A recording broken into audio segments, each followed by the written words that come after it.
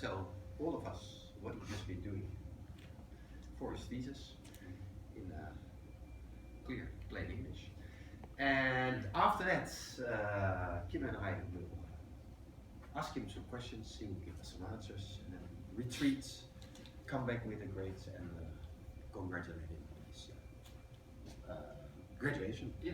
So yeah, we'll just begin. Yeah, do we have a clicker? No, but you can do the board. It's a swipe thing, I think, if you know how to. Oh, if you know how to swipe. Back is possible. It's possible, but it's difficult. You have to. There's like this part where you have to push. Well, just won't go back. Yeah, don't go back. Okay. Well, welcome everybody. My name is Martin Skogold, and I'm going to present the research I did for my thesis today. And my main goal was to incorporate sentiment data from Dutch news articles in order to increase the forecasting accuracy of existing models that forecast Dutch GDP. But what is GDP? So GDP, or gross domestic product, is basically the overall market value of all the goods and services that are produced in a country within, well, a certain time period, like a year or a quarter. It's the most commonly used indicator to gauge a country's economic health. And it's also used by a lot of businesses and government institutions in order to adjust their policies, and they can also intervene in the face of economic downturn. So if there's a recession coming, they can make adjustments. There are some issues with GDP, however. So in most major economies, the official release of GDP estimates often come with a substantial delay. And for example, in the Netherlands, it's published by the Statistics Netherlands, or CBS, as some of us know it. And it comes 45 days after the end of the quarter that just ended. And that's only a flash estimate, so it's not the final version, and it's based on a smaller part of the data. And this is primarily the reason that alternative forecasting models have been developed in order to forecast GDP by using other economic indicators. However, the accuracy of these models still remain an issue. And that leads to my research goal, which is, can we improve the predictive performance of existing GDP models by using sentiment data from, in this case, Dutch news articles. But what is sentiment? Well, sentiment, or it's basically an opinion, which is a positive or negative view about a certain something. And this certain something we will call an aspect from now on. And there are procedures to determine the sentiment or opinions from the text. And these can also be split up into two tasks. So the first one is determining the polarity of the opinion. So is it positive or is it negative? And the second is, what is the opinion about? So what is the aspect of the opinion? So let's take, for example, the house is beautiful. So to us it's all clear that there's an opinion that is given here. And it's about house. And it's positive, right? But how do we know this? So how do we see so clearly, hey, there's an opinion here? And that's due to the word beautiful. And beautiful is a so-called sentiment word. So it's a word that conveys a certain sentiment or a certain view. And so what I did was that first of all I collected a list of sentiment words that was developed by two professors in Dutch, which is just a list of words like beautiful, and then with are they positive or are they negative. And then using this list we could easily determine the polarity of the opinion as the polarity of the sentiment word. But we also need to determine the aspects of the opinion. And there are a lot of approaches to do this. Most have been applied to customer reviews and social media. Most of them also need data which have been labeled by experts in order to, well, I call it train on, but to estimate their coefficients or optimize parameters, etc. And in Dutch, no such data is available. And there are also approaches that don't need this labeled data. However, in my initial experiments, the performance was very poor, at least of the one I tried. And so I decided to change the approach. So rather than to look for aspects in the text without any prior knowledge, I decided, can't we determine aspects that are interesting for the research we want to do, so to forecast GDP. So first of all, what I did was I collected 1,500 economic and financial expressions from the Vindler Encyclopedia. So these are words like taxes, interest rates, unemployment rates, anything that has to do with the economy. And so the sentiment about these would sort of represent the sentiment in the news about, well, all the parts of the economy and also then indirectly the economy as a whole. But a big part of GDP is also consumer spending. So what do the consumers buy and spend? And so I decided to also incorporate the consumer, what they find important, by using Google. There were some related studies. They forecasted consumer spending by using Google search data. So how often did people search for certain things? And they did so successfully. But we need aspects, right? And what Google also does is whatever you search for online, they categorize it. So for example, shopping, sports, outdoor, whatever. And for each of these categories, they also list the top search queries, so what people mostly search for within that category. So I decided to also collect all of these. And as a result, I ended up with 3,993 possibly relevant aspects that we can use throughout this map. So to summarize, we now have a list of the possibly relevant aspects, and we have a list of sentiment words. But we now need to connect these. So let's say in a sentence you have a couple of aspects and a couple of sentiment words. How do you know which one belongs to which? And what I decided to do was basically first just take every possible combination. So each aspect word with every possible sentiment word, and use that as a candidate opinion. So then we have too many opinions, because some won't be correct or shouldn't be classified as opinions. And so in order to discard these, I decided to use the syntactic path of the opinions. And we can retrieve this by parsing each sentence. And that's basically to determine the syntactic structure of a sentence. And we all done this in preschool or mid-school, where we decide what is the subject of a sentence, the object, the predicate, etc. And so to illustrate this, the house is beautiful, but the kitchen is dirty. Looks a bit weird, but when we parse it, we find the structure of the sentence. So these are all the relationships between the words. And as we see now, we have two aspects, house and kitchen, and two sentiment words, beautiful and dirty. And so what I would do is say, well, house beautiful and house dirty. But we then need to cut out, because house doesn't apply to dirty, or dirty doesn't apply to house. So we need to discard these, and that we do with the path. So from house to dirty, we see subject, conjunction, conjunction, predicate. So that's the path throughout the sentence structure, basically. So we can put restrictions on these. So we can, for example, say, well, any opinion that has a path with subject, we discard it. That's not correct, let's discard that one. And so for each of these relationships, we can put a restriction, well, allow it or don't allow it, and also on the total length, we can put a restriction. And so we have a lot of possible combinations of these restrictions.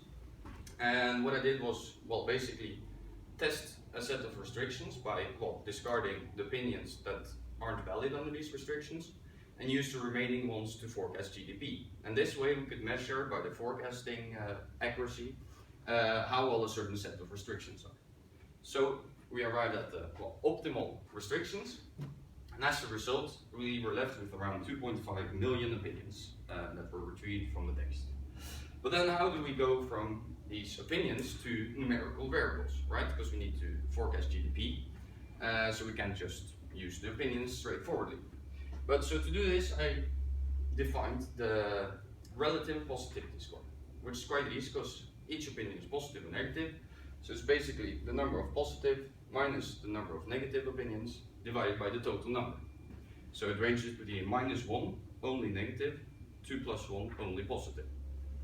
And rather than to take all these 2.5 million opinions and calculate this score and forecast GDP with it, I decided that we also have all these aspects that are connected to the opinions.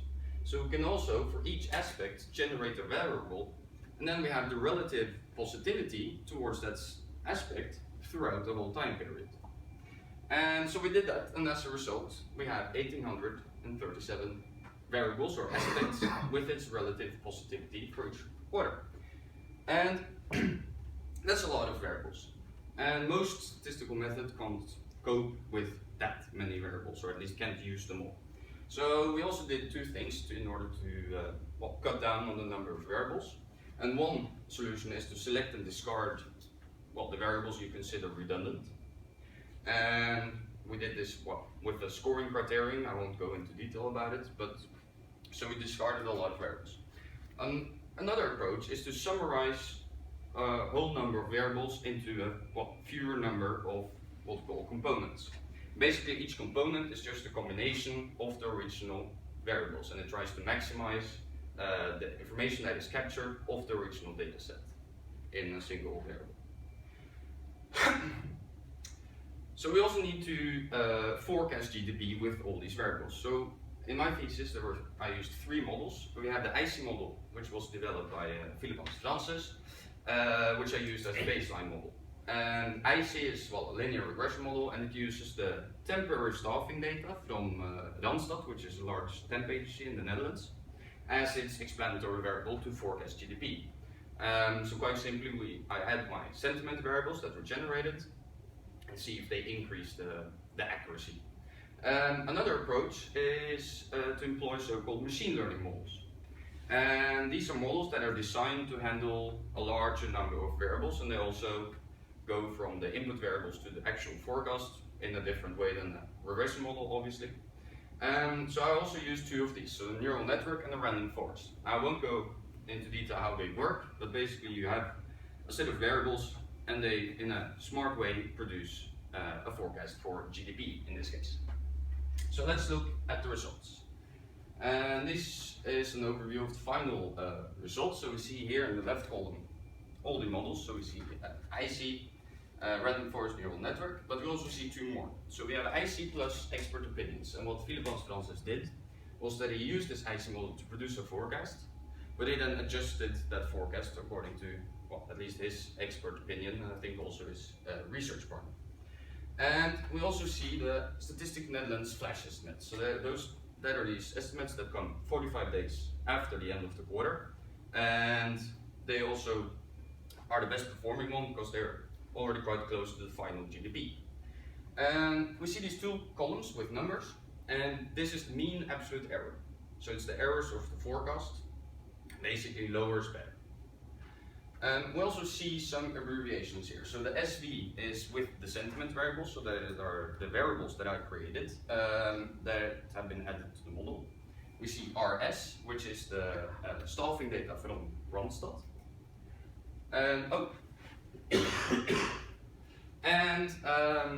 We also see 2 columns, static and dynamic. So with each model, what we could do, the first way is static, is then you estimate the model on, in this case, 2000 to 2009, and produce forecasts for 2010, 11, etc. But we can also do it what I call dynamic.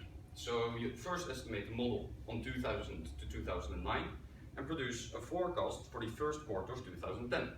But at this point, there's new data available, right? So you can also re-estimate your model, update all the coefficients, etc.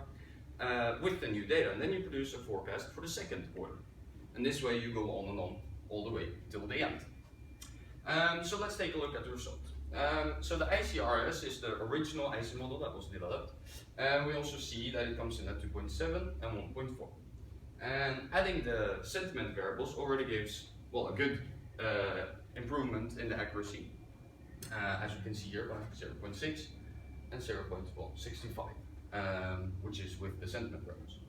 We also see the random forest and the neural network, and the random forest is quite similar in performance to the IC model with the sentiment variables, and slightly better when we do it dynamically. And as we see, the neural network is the best performing one. Comes in at just below 0.5. And what's also noticeable is that the neural network with only the sentiment variables performs the same as with both sentiment variables and the staffing data. And that's because there was a variable selection procedure preceding the neural network. And in fact, the staffing data was actually excluded by this variable selection procedure from the whole, well, rest of the forecasting.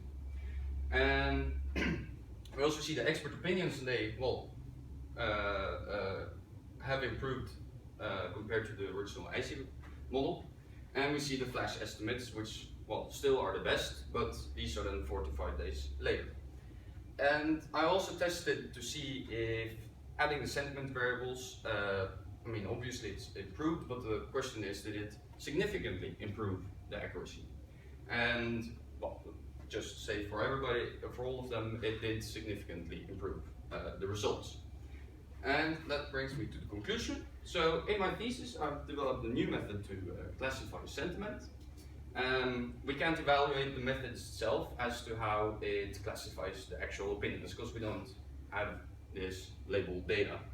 And most important maybe, the sentiment variables were shown to significantly improve the forecasting accuracy compared to the IC model, which was our baseline. And obviously there's some future work that can be done.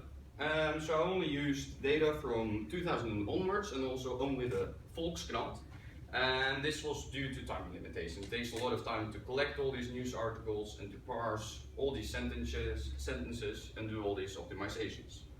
But obviously extending the sample or using other newspapers could improve the accuracy of the forecasts. And the third one is that we could also extend these to other online sources such as social media or blogs. You do have to take into account that each source maybe has its own quirks, like Twitter. A lot of abbreviations are used, maybe not that good punctuation compared to news articles, etc. But taking that into account, it could be applied to those as well. So thank you for your attention. I have just some interesting statistics here. And are there any questions?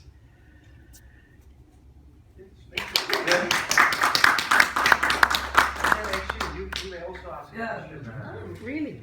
Okay. Yes. Good. This is your chance, otherwise we start asking questions. I have a question. I don't ruin your presentation by now, but I wondered if you go back to the synthetic, I don't know how to pronounce it, it's the pulp. Mm-hmm. I wondered, because I didn't totally get it how it works, but can't you just take the shortest route, or doesn't it work like that? Well, so yeah, you could. But this gives a bit more flexibility, because rather than just taking the shortest route, you can now put restriction on it and also on the total length. So by using the restrictions, we could recreate what it would be to take the shortest route. But this also allows, for example, house is beautiful, but the kitchen is dirty. So there's also actually an implicit opinion about house because of dirty. So it is beautiful, but it's a bit negative as well because the kitchen is dirty. And by using these restrictions, we could potentially allow for also house to be coupled to dirty, so that we also arrive at the implicit opinions. Okay. So it's a bit more flexible than just taking the shortest one. Okay.